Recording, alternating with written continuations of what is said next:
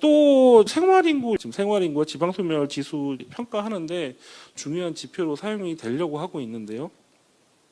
사실 생활인구라는 건 굉장히 유량적인 내용입니다. 등록인구로서 그러니까 스탁 저장적인 내용이 아니라 유량적인 인구 때문에 처음부터 시군구의 경계를 넘어설 수밖에 없는 특성을 가지고 있는 데이터입니다. 지역의 핫스팟을 가지면서 시군구의 경계를 안으로 들어오든지 아니면 지역의 사람들이 움직이는 권역을 보면서 시군구의 경계를 무너뜨리는 다른 기준을 합니다. 근데 행안부의 지금 지침으로서는 3시간 동안 머무는 사람만 하면서 좀 무리하게 처음부터 유량적 통계 속성을 갖는 통계인데 이걸 저량적으로 끌어들이고 있어요. 그러면서 사용이 굉장히 제약이 큽니다. 특히 이 두 번째는 생활인구가 써야 되고 굉장히 대안적 가치로 중요하다는 저는 인정을 하는데 좀 더 들여다볼 게 있어요. 실제로 생활인구가 많아질수록 좋은가?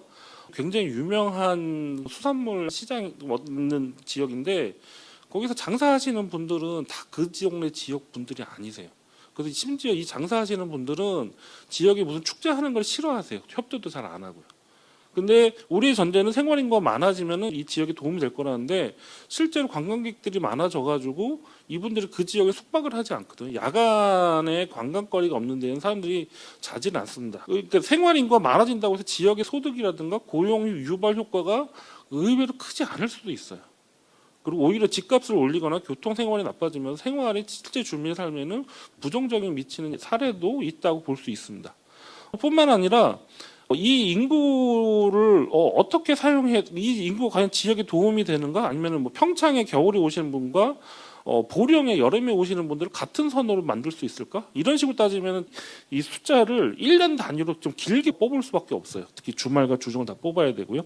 그런 방식으로 숫자 통계를 사용해야 한다면은 지금의 3시간 단위로 묶어놓는 방식이 굉장히 부적절합니다. 그러면서 데이터의 활용도가 굉장히 떨어질 수도 있는 위험성이 있습니다.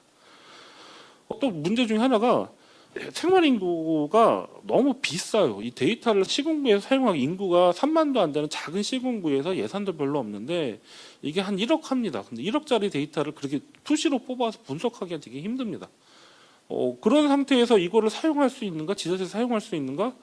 그리고 방식적으로 훨씬 더 비싸게 만들어지는 방식이기 때문에 실제로 이것이 어떻게 활용돼야 되지? 여기에 대해서는 고민을 한다면은 좀 더 접근성이 높아지는 방식으로 넣어줄 필요가 있다고 생각을 해요. 그리고 요즘 이 생활인구 데이터를 활용하는 업체들도 많이 생기고 있는데 이 업체들이 안정적으로 들어오면서 사용자 유저들과 만날 수 있는 그런 공간들이 만들어져야 되는데 지금 제도적으로 이것이 약간 결림돌이 생기고 있는 것이 아닌가라는 생각입니다. 앞으로 지방 소멸 이슈와 관련해서 생활인구 개념은 굉장히 많이 쓰일 거예요. 앞으로 행정구역 개편이라든지 광역화라든지 굉장히 지역 개발에 있어서 굉장히 많이 쓰여질 지표인데 지금 상황에서는 활용도가 굉장히 제약이 될 수도 있다는 생각이 듭니다. 이건 비판하는 것이 아니라 다른 방향들을 같이 고민해야 된다는 취지에서 또 말씀드린 얘기입니다.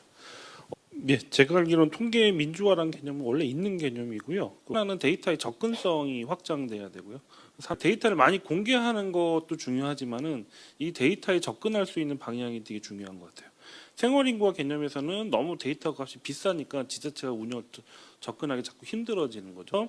데이터 프로바이더들이 굉장히 좀 그 해결을 지고 가는 그런 게 될 수 있고요. 또 하나는 이 사용이 좀 용이해야 됩니다. 그래서 그 용이한 사용할 수 있는 플랫폼도 중요한데 물론 이게 지금 쉽지는 않습니다. 데이터가 워낙 고도화되고 양이 많다 보니까 그냥 그 코시스에서 하듯이 그냥 클릭을 해서 만들 수 있는 형태는 아니라는 건 분명히 알지만은 그래도 접근하기가 쉽고 사용하기가 쉬운 어떤 플랫폼들도 같이 이렇게 만들어질 필요가 있다고 생각됩니다. 지금 생활인구 개념은 알아서 하라는 식으로 지금 되고 있거든요. 프로젝트들도 보면은 단가가 안 맞아요.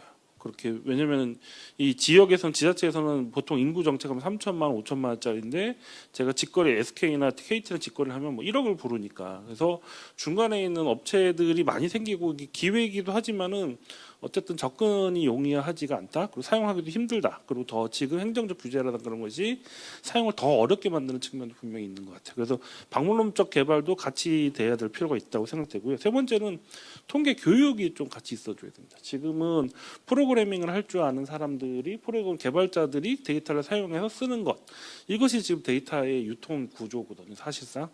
그렇게 좀 더 민주화되려면은 그 많은 사람들이 쓸 수 있고 데이터의 질과 내용을 이용할 수 있는 교육도 같이 대중교육도 병행돼야 된답니다. 이 교육이 또 옛날식으로 모여서 하는 교육이 아니라 다른 형태의 교육도 플랫폼도 많이 생각할 수 있을 것 같아요.